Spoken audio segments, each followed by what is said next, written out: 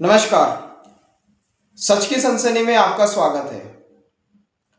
जरा सोचकर देखिए कि कोई व्यक्ति रात दिन मेहनत करे, रिश्तेदारों से, माता पिता से, दोस्तों से, सगे संबंधियों से नाता खत्म कर दे और अपने जीवन का सबसे स्वर्णिम कालखंड किसी कार्य को, किसी मंजिल को पाने में लगा दे और फिर रिजल्ट ये निकल कर आए कि ये जितनी मेहनत आज तक आपने की है, इतनी ही मेहनत या इससे भी कहीं ज्यादा मेहनत आपको दोबारा करनी पड़ेगी।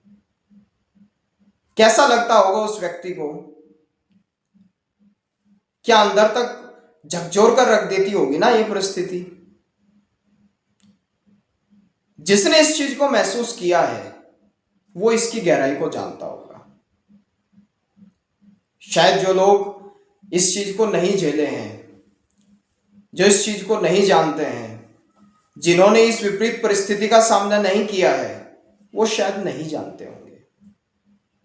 ऐसा ही हो रहा है आजकल देश के छात्रों के साथ, नौजवानों के साथ, युवाओं के साथ, जो बड़े बड़े सपने लेकर, कुछ करने की तमन्ना लेकर अपने घरों से निकलते हैं, माता पिता से वास्ता ताल्लुक करते हैं, गांव की मिट्टी को छोड़ते हैं, अपने घर परिवार को छोड़ते हैं, अपने शहर को छोड़ते हैं, दोस्तों को छोड़ते हैं और किसी बड़े कोचिंग संस्थान में जाकर कोचिंग लेते हैं ताकि भविष्य का निर्माण हो, देश के भविष्य का निर्माण हो और हम सब के भविष्य का निर्माण हो। हम कोचिंग लेंगे, हम तैयारी करेंगे, इस आशा अपेक्षा के साथ वो घर से जाते हैं। पीछे माता पिता भी चाहे दिहाड़ी करें, मजदूरी करें, रात दिन मेहनत करें, खेत में काम करें, कैसे भी अरेंजमेंट करें, लेकिन वो वहां पर पर्याप्त कोचिंग की फीस, उनके रहने का खर्च, सब कुछ भेजते हैं।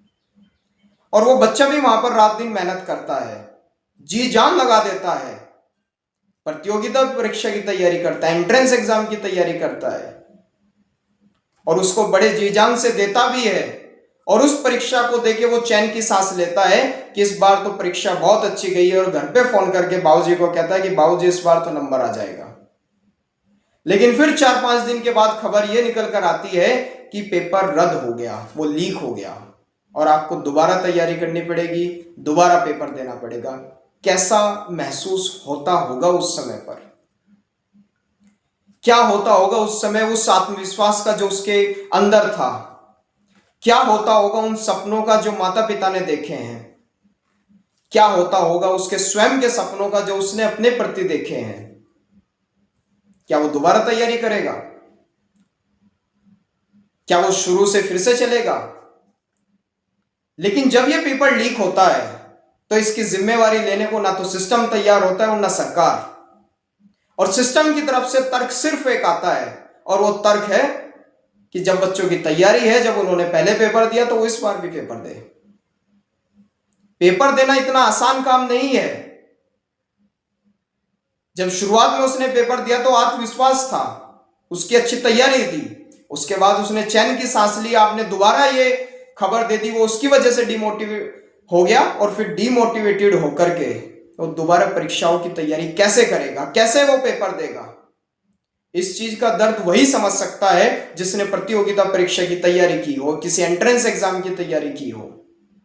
और दुर्भाग्य की बात यह है कि जो सिस्टम में बैठे हैं उन्होंने ये तैयारियां की ही नहीं है, सड़कों पे संघर्ष किया ही नहीं है। अगर आप संघर्ष करते, आप ये आगजनी देखते, आप अत्याचार देखते तो शायद आप इस सिस्टम की नाकामी को समझते। आप एसी वाले रूम में देख करके देश की दशा और दिशा तय कर रहे हैं। देश केवल नक्शे, कागज के नक्शा नहीं है, देश लोगों से है, उनके अधिकारों से है। आप छीन रहे हैं उनके अधिकारों को। यदि वो अपने अधिकारों की बात करते हैं, सड़कों पर आते हैं, अपने लिए लड़ाई लड़ते हैं, तो आप उनके ऊपर लाठीचार्ज करवाते हैं।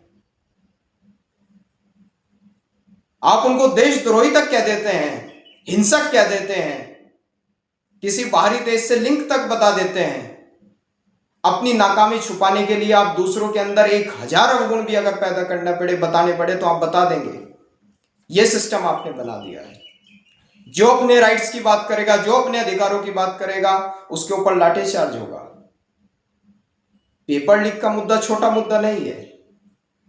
इस बार नीट की परीक्षाएं दोबारा कराने की तैयारी की जा रही है। 4-5 बच्चों ने आत्महत्या कर ली है। इसका जिम्मेवार कौन है? वो सपने लेकर आए थे, उनके माता पिता सपने लेकर आए थे, उनके मन में उम्मीद थी, उमंग थी, उत्साह था कि इस बार अच्छा पेपर गया, इस बार नंबर आ जाएगा। लेकिन उसका रिजल्ट क्या निकला? उसका आउटपुट क्या निकला? Paper leak.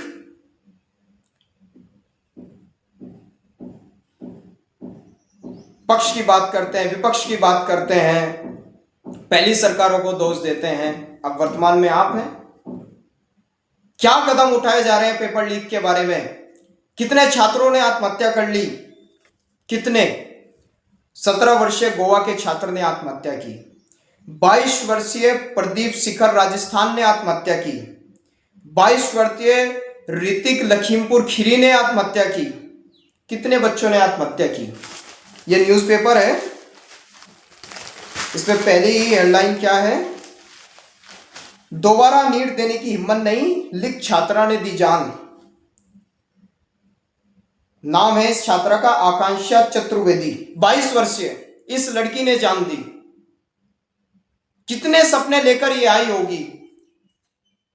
महंगी कोचिंग की फीस, महंगे रेंट, महंगी पुस्तकें, महंगी पाठ्य सामग्रियां, हर चीज पर जीएसटी, और उस जीएसटी के बाद बढ़ती महंगाई, और उस महंगाई के बीच भी कोचिंग संस्थानों की इतनी बड़ी बड़ी फीस की अमाउंट्स, और फिर उस अमाउंट को पे करने के बाद भी उस मेहनत का फल न मिलना, और अगर फल की चाह भी करना या फल का अधिकार भी मांगना तो उस पर कार्यवाही होना, लाठीचार्ज होना, उसको हिंसक बताना, यह आपकी कार्रवाई है। कैसा माहौल बनाया जा रहा है? छात्रों का भविष्य कहां जा रहा है? हर दिन देश में आत्महत्याएं होती हैं पेपर लीक की वजह से। कौन जिम्मेवार है इसका? सरकार जिम्मेदारी लेने को तैयार नहीं है, सिस्टम जिम्मेवारी लेने को तैयार नहीं है, एजेंसियां तैयार नहीं है, तो तैयार कौन होगा? क्या देश के लोगों की गलती है, या उन युवाओं की गलती है जो आपसे उम्मीद रख रहे हैं, या उन माता पिता की गलती है जो आपसे उम्मीद रख रहे हैं? किससे उम्मीद करें? कहां जाएं? कैसे जीवन यापन करें? कुछ बताएं तो सही। या केवल एसी वाले रूम में देखकर आप देश की दशा को तय कर रहे हैं? कैसे? भारत में अगर मैं आत्महत्याओं, छात्रों की आत्महत्याओं की बात करूं और एक डाटा आपके साथ शेयर करूं तो आप चौंक जाएंगे। 2020 में 12,526 बच्चों ने आत्महत्याएं की हैं। 2021 में 13,089 बच्चों ने आत्महत्याएं की हैं पेपर लीक की वजह से। 2022 में 13,044 छात्रों ने आत्महत्याएं की हैं पेपर लीक की वजह से।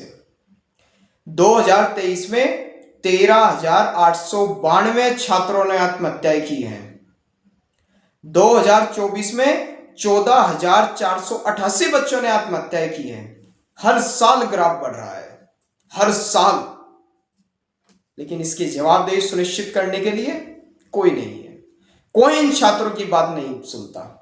तर्क बस ये आ जाता है कि दोबारा पेपर हो जाएगा। किस व्यवस्था को आप पनपने दे रहे हैं देश में? क्या माहौल बना रहे हैं? पिछले 5 वर्षों में 67,039 आत्महत्याएं हुई हैं, सिर्फ और सिर्फ पेपर लीक की वजह से। सिर्फ पेपर लीक की वजह से। इन 67,000 बच्चों के साथ साथ केवल ये एक आंकड़ा है।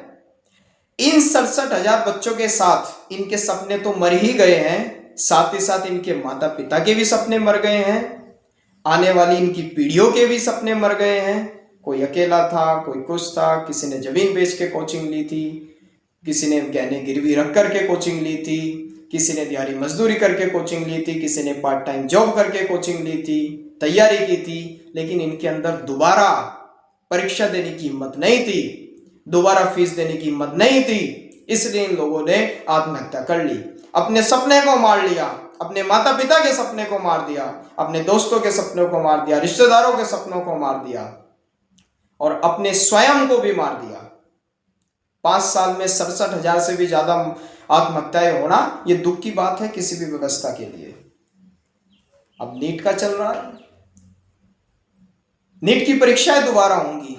4-5 लोगों ने, बच्चों ने आत्महत्याएं कर ली है और करेंगे। कितने सपने मारोगे?